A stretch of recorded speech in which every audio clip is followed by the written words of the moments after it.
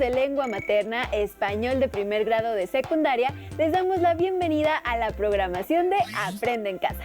Les proponemos que, desde su hogar, se acerquen a los contenidos de las asignaturas y áreas de primer grado.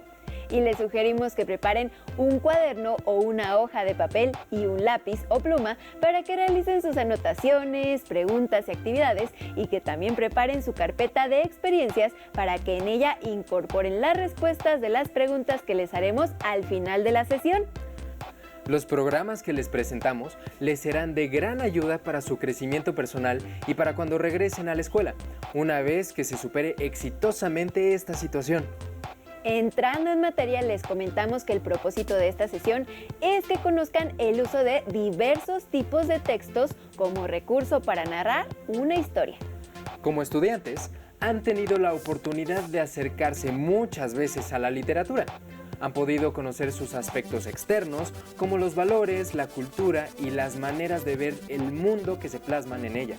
Y también sus aspectos internos, como las tramas, personajes y escenarios. En esta sesión analizarán cuáles son los recursos a los que recurren las escritoras y los escritores para crear el ambiente en el que contextualizan o ubican su relato, lo que les lleva a considerar, sin importar a cuál género pertenezcan, en qué lugares y periodos históricos ocurren. Por ello, es indispensable que al leer identifiquen los aspectos espaciales y temporales que crean el ambiente.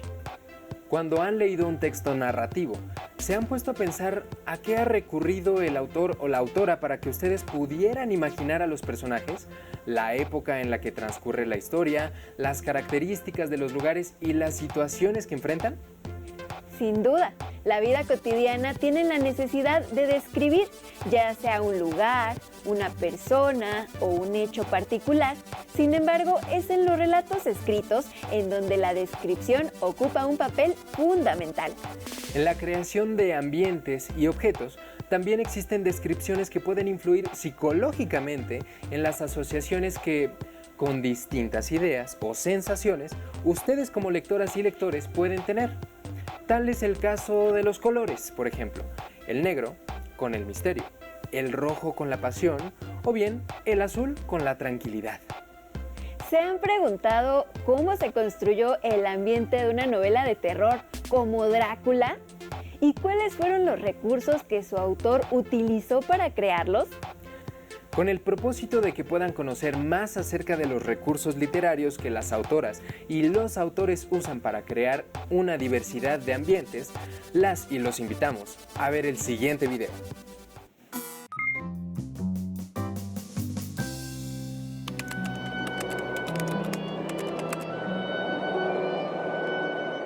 En los bosques, casi siempre. En los cuentos, en los bosques, en las películas. ¿Qué lugares? Pues yo creo que nada más en los sueños, ¿no? Y en tu imaginación. En flores, castillos.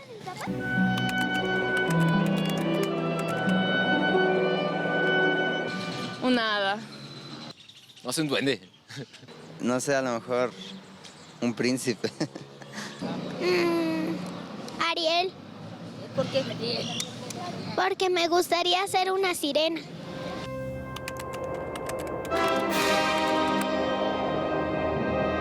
De ciencia ficción, pues en las ciudades. Y en cualquier lugar, casi siempre en otros planetas o así. Pues en las películas, ¿no? En la cabeza de los productores de Hollywood. En el espacio, en el centro de la Tierra.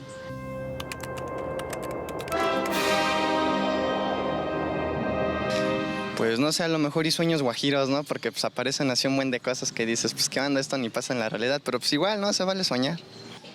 Como que de emoción, aventura, suspenso, eso. Ay, que hay muchas cosas por descubrir.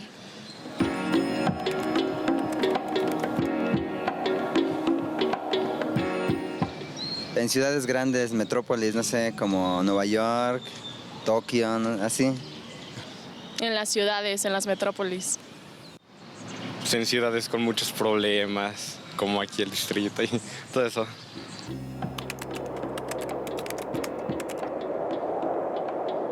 Los ambientes son opacos, yo diría. y te dan la sensación de querer aportar algo a la humanidad. Ay, así como casi siempre son muy oscuras o mucha violencia y así. Pues pueden ser muchas cosas, puede ser desesperación, a lo mejor impotencia, o a lo mejor alivio, no sé, un buen de cosas, ¿no? Dependiendo de qué historias esté relatando igual.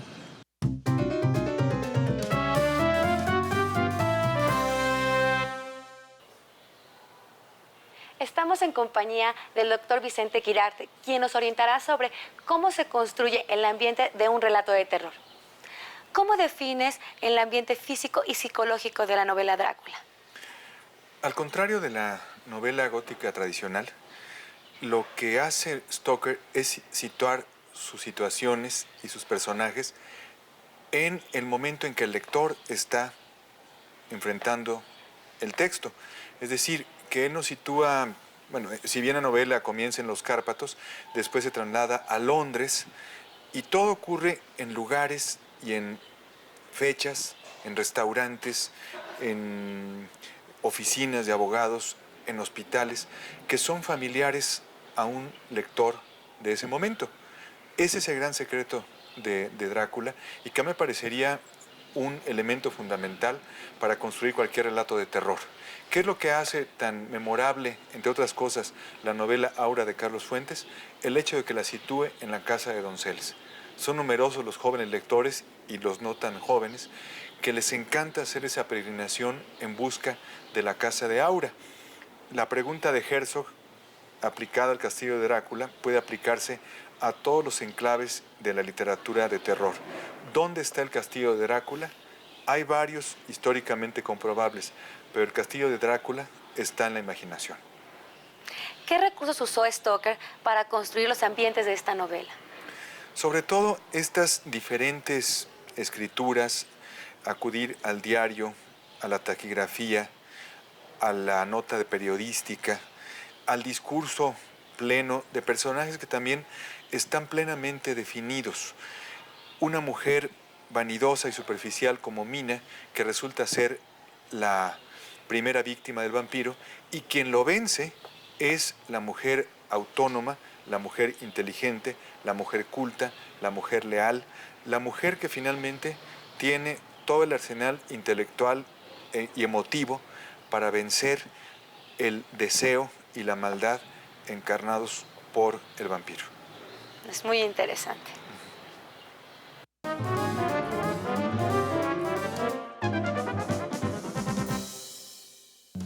En la vida cotidiana, muchas veces tenemos la necesidad de hacer la descripción de una persona, un lugar o una situación particular. El sospechoso es un hombre de complexión mediana, de aproximadamente 40 años de edad, con cara redonda y medio calvo, cejas semipobladas y arqueadas. Su piel es morena clara, con ojos medianos y de color oscuro, y tiene bigote. Mide aproximadamente 1,70 m de estatura y un peso aproximado de 75 kilos. Ella es muy alegre y simpática. Tiene unos ojos enormes, los más grandes y bonitos que he visto. Tiene una linda sonrisa y una hermosa cabellera negra. Las descripciones son parte fundamental de un relato escrito. Algunos autores hacen uso de descripciones detalladas para caracterizar los objetos, las texturas, las formas, los colores, la vegetación, incluso la hora del día. Otros escritores solo mencionan los elementos mínimos para causar en sus lectores un efecto determinado. Por ejemplo, una habitación vieja y oscura, rechinidos de puertas y telarañas pueden bastar para crear un ambiente misterioso e inquietante. Los colores que se mencionan en un relato influyen en la creación del ambiente, pues psicológicamente los lectores los asocian con distintas ideas, objetos y sensaciones. Observen los siguientes colores y pongan atención en las sensaciones que les causan. Ahora, mientras observan, escuchen estas composiciones musicales.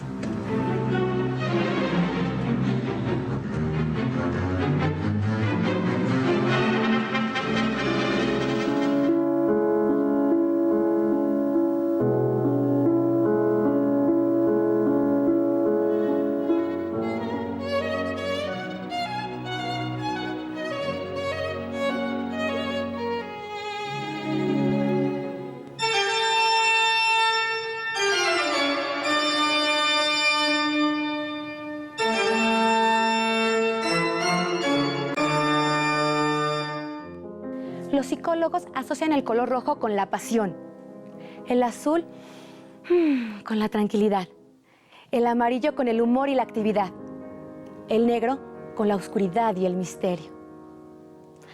Para describir la luz, los colores y los sonidos en un relato, podríamos usar nuestra imaginación y narrar qué ocurre debajo de un cielo rojo, un bosque con matices amarillos, una habitación azul o una montaña ennegrecida.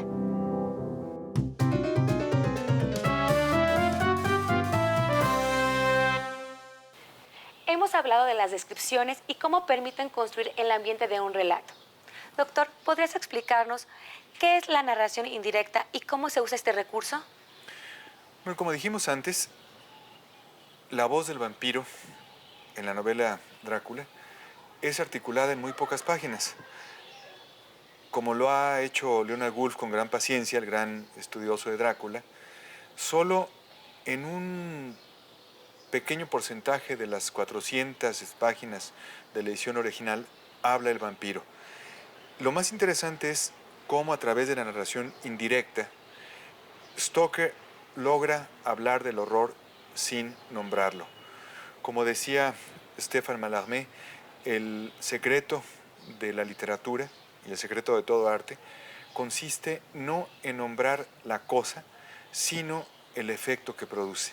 La narración indirecta de los personajes en Drácula logra crear esta atmósfera ominosa, esta atmósfera terrible que va rodeando a los personajes, como dice Van Helsing, el cazador de vampiros de la novela que después se ha convertido ya en un personaje popular de la película del mismo nombre. Hay que cruzar las aguas amargas para llegar a las aguas claras. ¿Cómo logran los personajes atravesar este bosque oscuro, esta amenaza latente de la maldad que es el vampiro? Curiosamente a través de la escritura de los diarios de Mina Harker, a través del diario de Jonathan Harker, a través de la lectura que Van Helsing hace de los tratados que existen sobre vampiros, a través de las antiguas supersticiones de Rumania y de Hungría. Todo este estilo indirecto va armando paulatinamente la trama y va armando también los resortes que van tensando el arco de la narración. Uno está acostumbrado en las películas a ver que la estaca de madera termina con el vampiro. Eso tiene que ver con que la madera es un elemento natural y el vampiro, como ser antinatural, huye de todo aquello que no le pertenece, el fuego, el agua corriente, en este caso la madera. Pero en la novela original, el monstruo, el vampiro, es vencido con un cuchillo kukri y un cuchillo Bowie, que eran armas de un inglés y de un americano, armas muy emblemáticas. Entonces es Estados Unidos e Inglaterra con las armas del imperio que terminan con esa amenaza que viene de Oriente. Si lo vemos desde un punto de vista político, porque la novela también puede ser leída desde múltiples perspectivas, Osama Bin Laden sería una amenaza que viene de Oriente para perturbar la tranquilidad de Occidente. Todo este discurso maniqueo que Estados Unidos en la pasada administración de Bush hizo para satanizar al Islam. Es lo mismo que pasaba en la novela Drácula, y este miedo al primitivismo y a formas distintas de religión, como comentamos hace un momento. Muchas gracias, doctor. Al contrario, gracias a ustedes.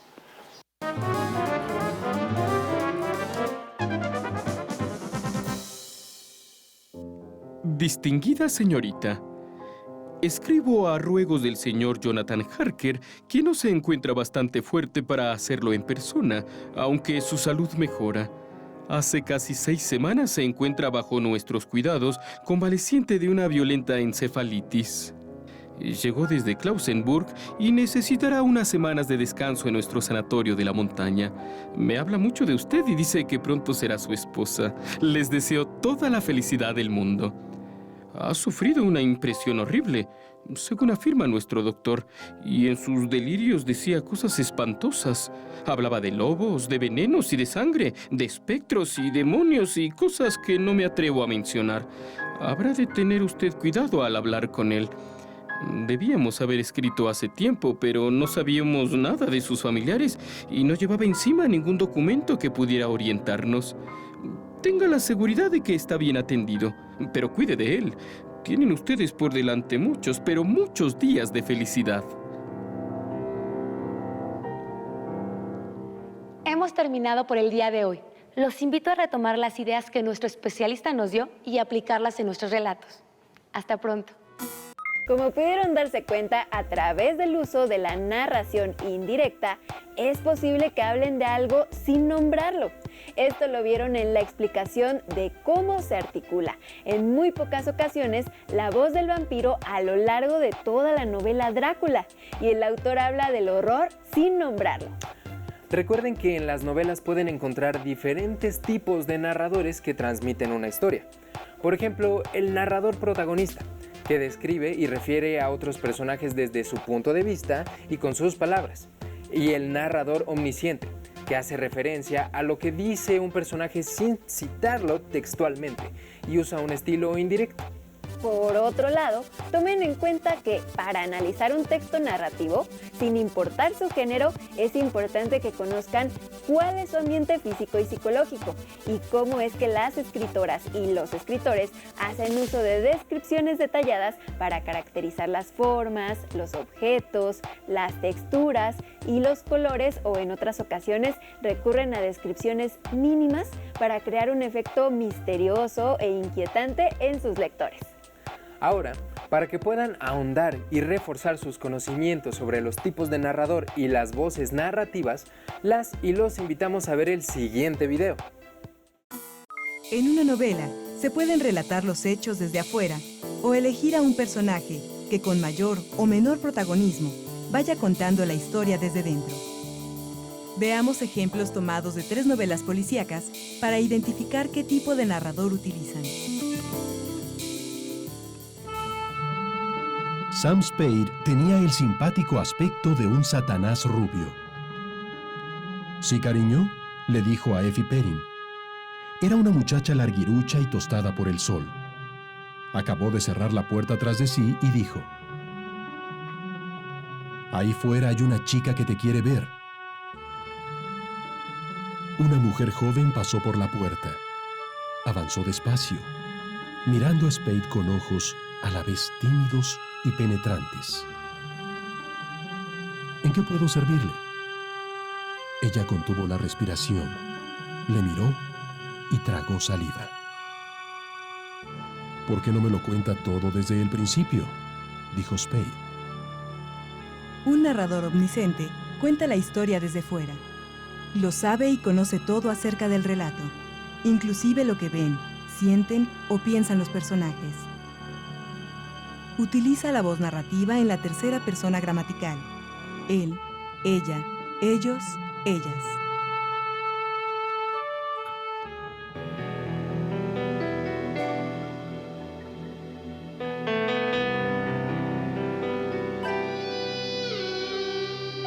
Mi nombre es Mandrake. Soy abogado criminalista. El caso que voy a relatar comprueba, como dijo alguien cuyo nombre no recuerdo, que la verdad es más extraña que la ficción, porque no está obligada a obedecer a lo posible. Luma abrió la puerta de mi oficina para dejar pasar a la visita. Era una mujer joven, esbelta, vestida con elegante discreción. Parecía salida de un cuento de hadas. ¿Puedo comenzar desde el principio?, preguntó. Para un abogado, a veces es mejor que el cliente comience por el final, le dije. Un narrador protagonista está dentro de la historia, en la que participa como personaje central. Utiliza la voz narrativa en la primera persona, yo, nosotros.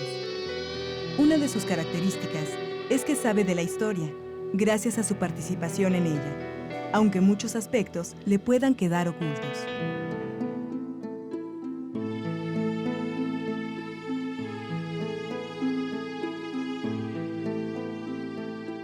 nuestra patrona entró con una tarjeta que entregó a Holmes.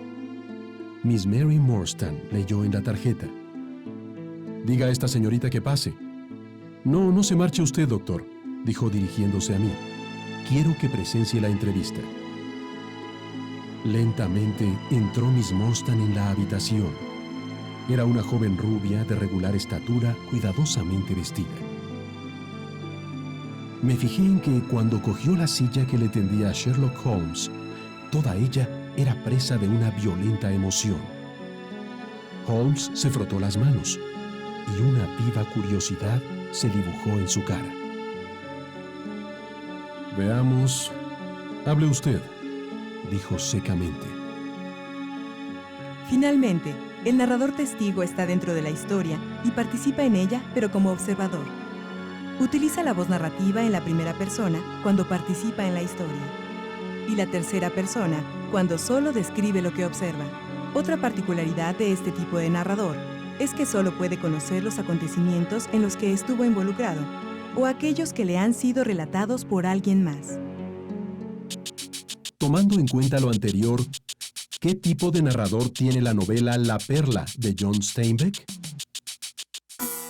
Como vieron en el video anterior, hay una relación entre el tipo de narrador y la forma en que se genera el ambiente, y eso ayuda a afianzar el género del texto que estén leyendo. Será útil que intercambien con su familia sus interpretaciones de textos narrativos, como los cuentos clásicos, policíacos, de ciencia ficción o de terror que más les gusten y sean de su interés. Así podrán conocer diferentes puntos de vista y criterios que les enriquecerán para continuar con otras lecturas. Tengan presente que el atractivo de la literatura es, sobre todo, su valor para conectarlas y conectarlos con sus emociones. Para llevar a cabo este intercambio, pueden organizar una tertulia literaria, la cual consiste en una reunión informal en la cual las y los participantes comparten su interés por un tema literario. Este tipo de actividades les puede ayudar a fomentar el respeto por otros puntos de vista, así como la responsabilidad que implica dar opiniones y comentarios.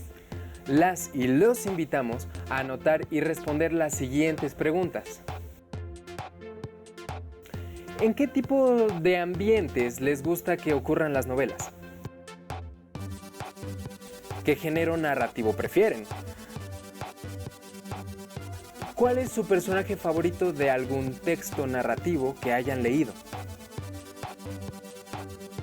¿Conocen cuáles son las preferencias literarias de sus amigas, amigos y familiares?